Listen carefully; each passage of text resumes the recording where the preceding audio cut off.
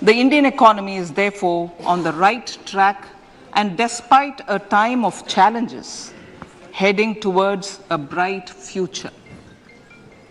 Today, as Indians stand with their head held high and the world appreciates India's achievements and successes, we are sure that elders who had fought for India's independence will, with joy, bless us in our endeavors going forward as well. Our focus on wide-ranging reforms and sound policies implemented through Sabka Prayas, resulting in Jan Bhagidari and targeted support to those in need, helped us perform well in trying times. India's rising global profile is because of the several accomplishments: unique world-class digital public infrastructure, example, Aadhaar, CoWIN and UPI, COVID vaccination drive in unparalleled scale and speed, proactive role in frontier areas such as achieving the climate-related goals, Mission Life and National Hydrogen Mission. During the COVID-19 pandemic, we ensured that no one goes to bed hungry with a scheme to supply free food grains to over 80 crore persons for 28 months. Continuing our commitment to ensure food and nutritional security, we are implementing from 1st January 2023 a scheme to supply free food grain to all Antyodaya and priority households for the next 1 year. Under PM Garib Kalyan Anna Yojana, the entire expenditure of about 2 lakh crore will be borne by the central government.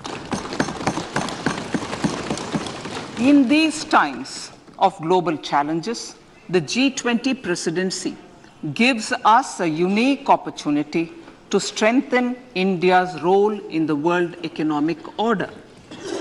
With the theme of Vasudhaiva Kutumbakam, we are steering an ambitious, people-centric agenda to address global challenges and to facilitate sustainable economic development.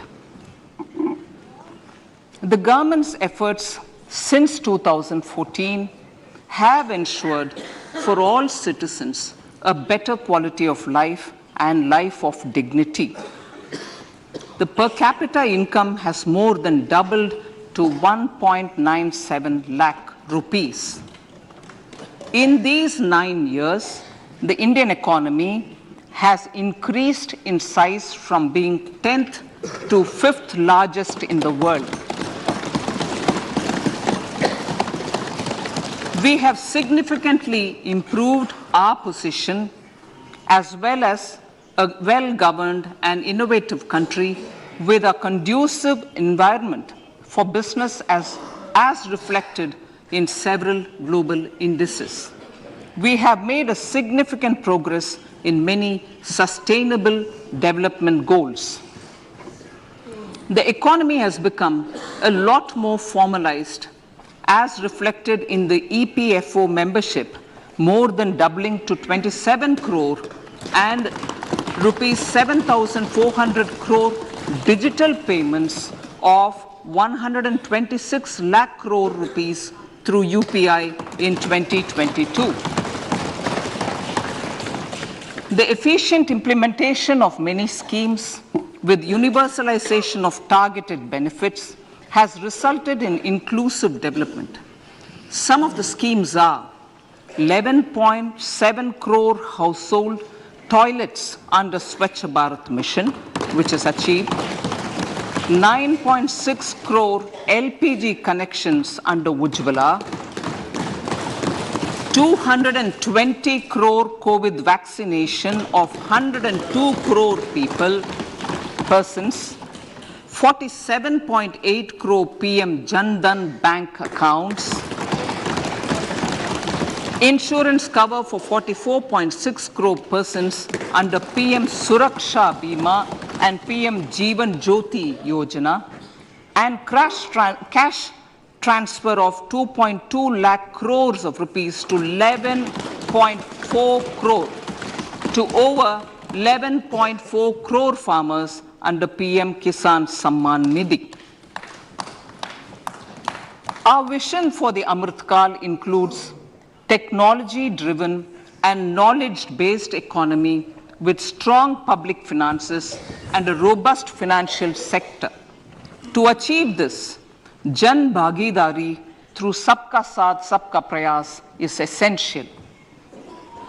The economic agenda for achieving this vision focuses on three things. First, facilitating ample opportunities for citizens, especially the youth, to fulfill their aspirations.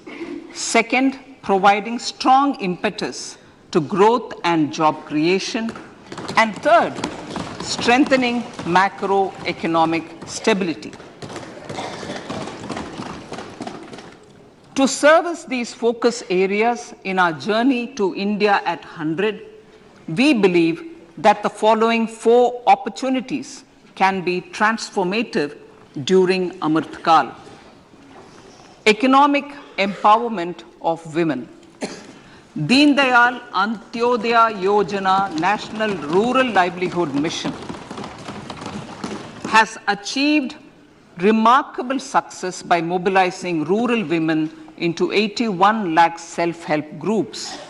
We will enable these groups to reach the next stage of economic empowerment through formation of large producer enterprises or collectives, with each having several thousand members and managed professionally. They will be helped with raw materials supply and for better design, quality, branding, and marketing of their products. Through supporting these policies, they will be enabled to scale up their operations to serve the large consumer markets, as has been the case with the several startups growing into unicorns. PM Vishwakarma Kaushal Samman, PM Vikas. For centuries, traditional artisans and craftspeople who work with their hands using tools have brought renown for India. They're generally referred to as Vishwakarma. The art and the handicraft created by them represents the true spirit of Atmanirbhar Bharat. For the first time, a package of assistance for them has been conceptualized. The new scheme will enable them to improve the quality, scale, and reach of their products, integrating them with the MSME value chain.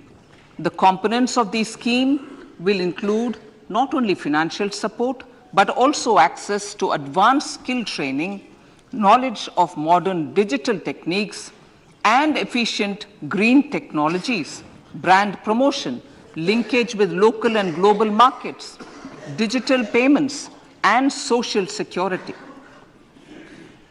This will greatly benefit the scheduled castes, scheduled tribes, OBCs, women, and people belonging to the weaker sections. Tourism. The country offers immense attraction for domestic as well as foreign tourists. There is a large potential to be tapped in tourism. The sector holds huge opportunities for jobs and entrepreneurship for youth in particular. Promotion of tourism will be taken up on mission mode with active participation of states, convergence of government programs, and public-private partnerships. Green growth. We are implementing many programs for green fuel, green energy, green farming, green mobility, green buildings, and green equipment, and policies for efficient use of energy across various economic sectors. These green growth efforts help in reducing carbon intensity of the economy and provides for large-scale green job opportunities.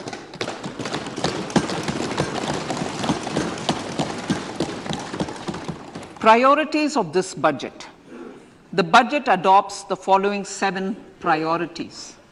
They complement each other and act as the Saptarishi guiding us through the Amritkal. Inclusive development, reaching the last mile, infrastructure and investment, unleashing the potential, green growth, youth power, and financial sector. I now speak on the priority number 1, inclusive development. The government's philosophy of Sabka Saath, Sabka Vikas has facilitated inclusive development covering in specific farmers, women, youth, OBCs, scheduled castes, scheduled tribes, Divyangjan and economically weaker sections, and overall priority for the underprivileged. Vanchiton ko variyata. There has also been a sustained focus on Jammu Kashmir, Ladakh, and the Northeast. This budget builds on those efforts. Digital public infrastructure for agriculture. Digital public infrastructure for agriculture will be built as an open source, open standard, and interoperable public good. This will enable inclusive farmer-centric solutions through relevant information services for crop planning and health, improved access to farm inputs, credit and insurance, help for crop estimation, market intelligence, and support for growth of agri-tech industry and startups.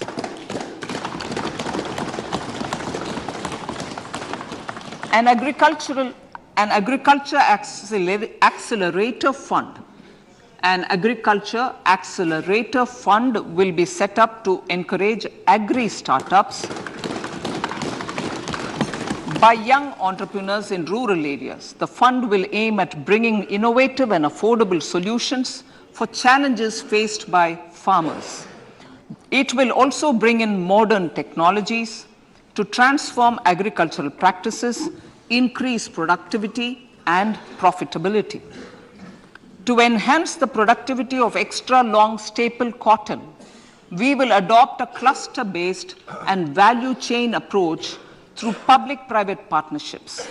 This will mean collaboration between farmers, state, and industry for input supplies, extension services, and market linkages. We will launch an Atmanirbhar Clean Plant program to boost availability of disease-free, quality planting material for high-value horticultural crops at an outlay of 2,200 crores. Global hub for millets, which are Sri Anna. India is the forefront.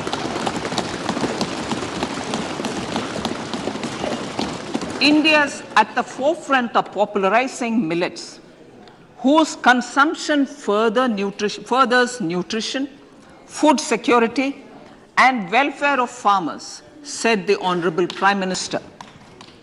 We are the largest producer and second largest exporter of Sri Anna in the world. We grow several types of Sri Anna, such as Sri Anna Jowar, Sri Anna Ragi, Sri Anna Bajra, Sri Anna Kutu, Ramdana, Kangni, Kutni, Kutki, Kodo, China, and Sama. These have a number of health benefits and have been an integral part of our food for centuries. I acknowledge with pride the huge service done by small farmers in contributing to the health of fellow citizens by growing these Sri Anna. Now, to make India a global hub for Sri Anna, the Indian Institute of Millet Research, ideally Indian Institute of the Sri Anna Research, Hyderabad, will be supported as the center of excellence for sharing best practices research and technologies at the international level. The agricultural credit target will be increased to 20 lakh crores with focus on animal husbandry, dairy and fisheries. We will launch a new sub-scheme of PM Matsya Sampada Yojana, which is an existing scheme, but we launch a new sub-scheme with targeted investment of 6,000 crores to further enable activities of fishermen, fish vendors, and micro and small entrepreneurs, improve value chain efficiencies, and expand the market. For farmers, especially small and marginal farmers and other marginalized sections, the government is promoting cooperative-based economic development model. A new Ministry of Cooperation was formed with a mandate to realize the vision of Sahakar Se Samriddhi. To realize this vision, the government has already initiated computerization of 63,000 primary agricultural credit societies with an investment of 2,516 crores. In consultation with all the stakeholders and the states, model bylaws for PACS were formulated, enabling them to become multi-purpose PACS.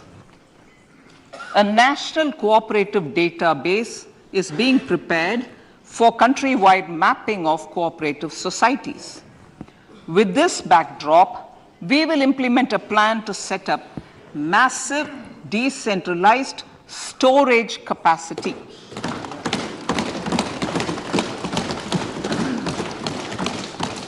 This will help farmers store their produce and realize remunerative prices through sale at appropriate times. The government will also facilitate setting up of a large number of multipurpose cooperative societies, primary fishery societies, and dairy cooperative societies in uncovered panchayat and villages in the next 5 years.